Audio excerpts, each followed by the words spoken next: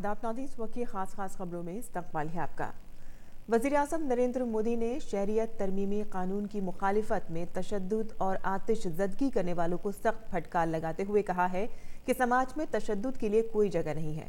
साबिक वज़ीर-ए-आज़म अटल बिहारी वाजपेयी की जयंती के मौके पर लखनऊ में एक तकरीब के दौरान उन्होंने कहा कि शहरियत तरमीमी कानून 2019 की मुखालिफत में मुजाहिरों के दौरान जिन लोगों ने अवामी मिल्कियत को नुकसान पहुंचाया, उन्हें ये समझ लेना चाहिए कि हुकूक और फ़राइज़ साथ साथ चलते हैं।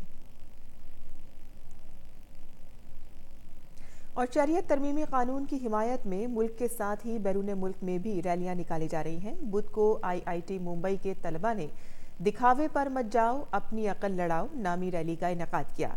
रैली में हिस्सा लेने वाले तलबा ने कहा कि लोग शहरियत कानून को लेकर मुल्क में गलत जानकारियां फैला रहे हैं।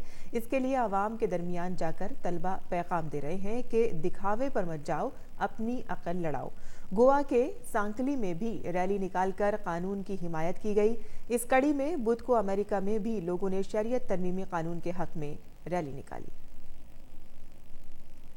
साबिक वज़ीर-ए-आज़म और भारत रत्न अटल बिहारी वाजपेयी के यौम पैदाइश पर वज़ीर-ए-आज़म नरेंद्र मोदी ने कल अटल भूजल मंसूबे का इफ्तिताह किया। इस मंसूबे का मकसद 7 रियासतों में तरजीही वाले इलाकों में अवामी शिराकत के साथ ज़मीनी आबी वसाइल का पायदार इंतज़ाम करना है। इस मंसूबे में कई रियासतें जैसे कि कर्नाटक, उत्तर प्रदेश, मध्य प्रदेश, गुजरात, हरियाणा, राजस्थान और महाराष्ट्र शामिल हैं। इस मंसूबे से उन रियासतों के 78 अजला में तकरीबन 8,350 ग्राम पंचायतों को फ़ायदा मिलने की उम्मीद है। काबीना ने मंगल को अटल भूजल मंसूबे को मंजूरी दी थी। इस मंसूबे के लिए 6,000 करोड़ रुपए मंजूर किए गए हैं।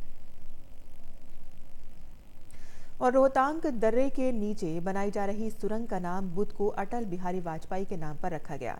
अटल जी ने ये सुरंग बनाने का तारीखी फैसला जून 2000 में लिया था। मई 2002 में इस सुरंग का संग बुनियाद रखा गया था। 8.8 किलोमीटर लंबी सुरंग से मनाली और लेह के दरमियान का फासला 46 किलोमीटर तक कम हो जाएगा। वज़ीर-ए-आज़म नरेंद्र मोदी ने कहा कि इस सुरंग से लोगों की किस्मत बदल जाएगी। सुशासन दिवस के मौके पर मरकजी वजीर रविशंकर प्रसाद ने कल हरियाणा के रिवाड़ी में एक नए डिजिटल गांव की शुरुआत की। डिजिटल गांव का कयाम गुरुवारा गांव में किया गया था, जिसमें आम लोगों से मुतालिक प्रोग्राम होंगे। इसका अहम मकसद लोगों को तालीम, सेहत और हुनरमंदी को फरोग देना है ताकि रोजगार के मौके मिल सके। रविशंकर प्रसाद ने कहा कि आइंदा कुछ बरस में मुल्क भर में 1 लाख से ज्यादा डिजिटल गांव कायम किए जाएंगे। और मुल्क के सबसे शुमाली कोने कश्मीर से लेकर राजधानी दिल्ली और पूरे शुमाली भारत में ठंड का सितम जारी है। कश्मीर में दर्जे हरारत मनफी पर पहुंचने के सबब कई जगहों पर पानी की पाइपलाइन जम गई है। लद्दाख इन दिनों शदीद सर्दी की जद में है। यहाँ ज्यादा से ज्यादा दर्जे हरारत मुसलसल सिफर के आसपास बना हुआ है और कम से कम दर्जे हरारत सिफर से 17 से 29 डिग्री सेल्सियस नीचे है। दुनिया के दूसरे सबसे ठंडे इलाके दरास में ज्यादा से ज्यादा दर्जे हरारत सिफर से 12.3 डिग्री नीचे और कम से कम दर्जे हरारत सिफर से 29 डिग्री नीचे दर्ज किया गया है। महकमे मौसमियात ने बताया है कि इस इलाके में आइंदा हफ्ते भी ऐसे ही सूरत हाल बरकरार रहेगी। वहीं राजधानी दिल्ली में भी लोगों को कड़ाके की ठंड का सामना करना पड़ा है और कम से कम दर्जे हरारत यहां पर 6 डिग्री सेल्सियस दर्ज किया गया है। कुछ मकामात पर दर्जे हरारत 5 डिग्री से भी नीचे पहुंच गया है, जिसके सबब लोगों को काफ़ी परेशानी हुई है। हरियाणा और चंडीगढ़ में भी कड़ाके की ठंड ने 19 साल का रिकॉर्ड तोड़ दिया है। करनाल और कुरुक्षेत्र के अलावा चंडीगढ़ में भी दिन का दर्जे हरारत 9 डिग्री सेल्सियस तक पहुंच गया है। नारनौल में मुसलसल तीसरी रात रियासत की सबसे सर्द रात रही, जहां का कम से कम दर्जे हरारत 3.2 डिग्री सेल्सियस रिकॉर्ड किया गया। मौसम के साइंसदानों का कहना है कि अगले 4 दिन तक सर्दी का सितम जारी रहेगा।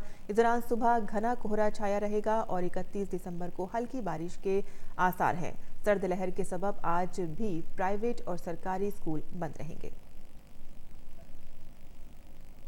वहीं राजस्थान के मुताबिक हिस्सों में कड़ाके की सर्दी पड़ रही है और सीकर में कम से कम दर्जे हरारत 2.5 डिग्री सेल्सियस दर्ज किया गया है। रियासत के पलानी में कम से कम दर्जे हरारत 4.3 डिग्री सेल्सियस, चूरू में 4.5 डिग्री सेल्सियस, जैसलमेर में 5.4 डिग्री सेल्सियस और गंगानगर में 5.8 डिग्री सेल्सियस दर्ज किया गया है। महकमे मौसमियात के मुताबिक रियासत में सर्दी का सितम आने वाले कुछ दिनों में भी जारी रहेगा। और खेल की खबरों में भारतीय टेनिस को दुनिया भर में नई पहचान देने वाले कद्दावर खिलाड़ी लिएंडर पेस ने अपने करियर को लेकर बड़ा ऐलान किया है। उन्होंने वाज़ेह कर दिया है कि साल 2020 प्रोफेशनल सर्किट में उनका आखिरी साल होगा। 40 साल के लिएंडर पेस ने अपने करियर में 30 साल तक टेनिस खेली। लिएंडर पेस ने 1996 के अटलांटा ओलंपिक में मुल्क को कांसे का तमगा दिलाया। 18 ग्रैंड स्लैम अपने नाम कर चुके लिएंडर पेस भारत के सबसे कामयाब टेनिस खिलाड़ी हैं। इतना ही नहीं, पेस डेविस कप के डबल्स मुकाबलों में 44 जीत के साथ तारीख के सबसे कामयाब खिलाड़ी हैं। इस वक्त की खास खबरों में फिलहाल इतना ही। इजाजत दीजिए।